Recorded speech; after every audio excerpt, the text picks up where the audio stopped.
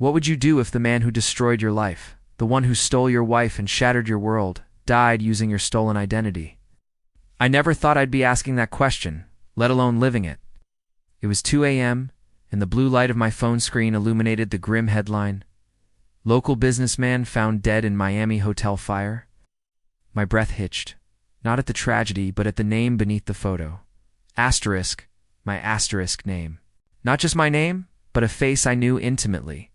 A face that had haunted my nightmares for months, Mark. My wife Sarah's affair partner. The article detailed how he'd checked into the luxurious Fontainebleau Miami Beach under David Miller. My exact identity, complete with a driver's license number that matched mine. A cold dread far deeper than grief settled in my stomach. This wasn't just a death. It was a twisted, impossible knot of betrayal and a chilling opportunity I hadn't dared to dream of. If you genuinely enjoy our stories, please subscribe to the channel. Tell us where you're from and what time it is right now.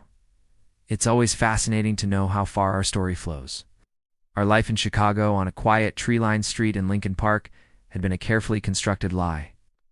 Sarah, my wife of 10 years, had always been my anchor, or so I thought. The first crack appeared subtly, a shift in her routine, a new aloofness that I initially dismissed as stress from her job at the art gallery downtown.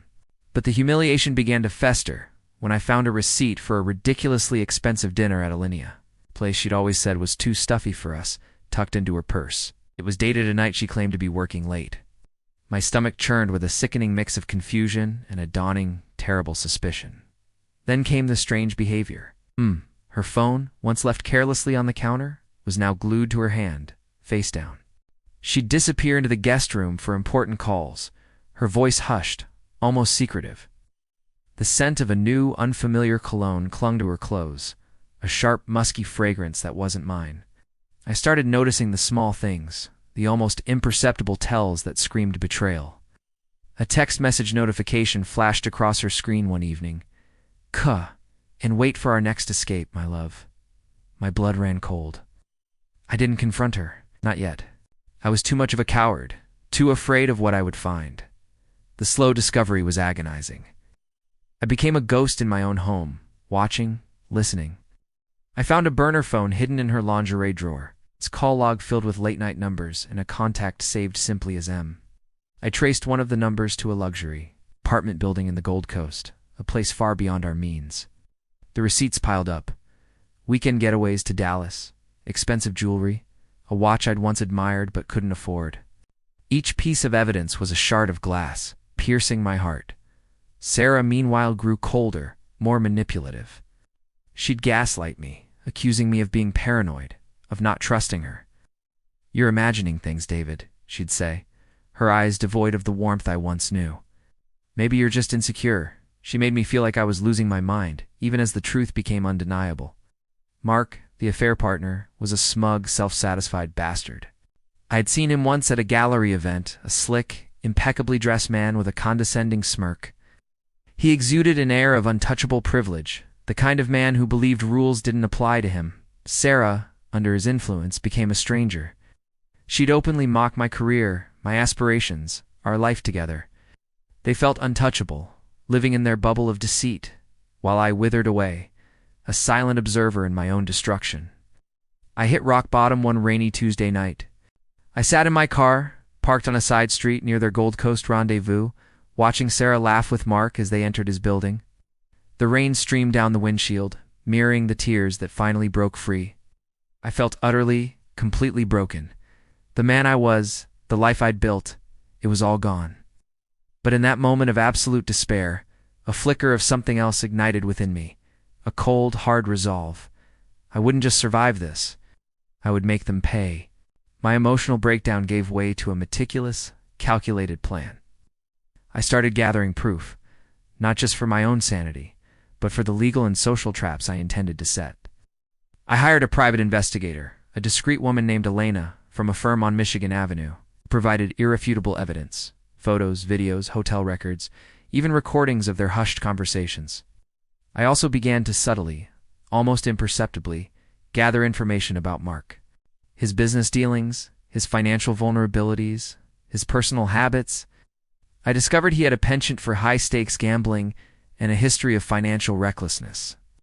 More importantly, I learned he was a master of identity fraud, using fake IDs and aliases to cover his tracks. The irony was not lost on me.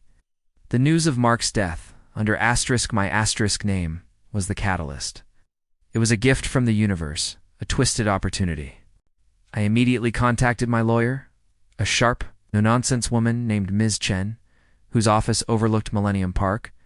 We initiated divorce proceedings, citing irreconcilable differences, but I held back the full extent of my evidence.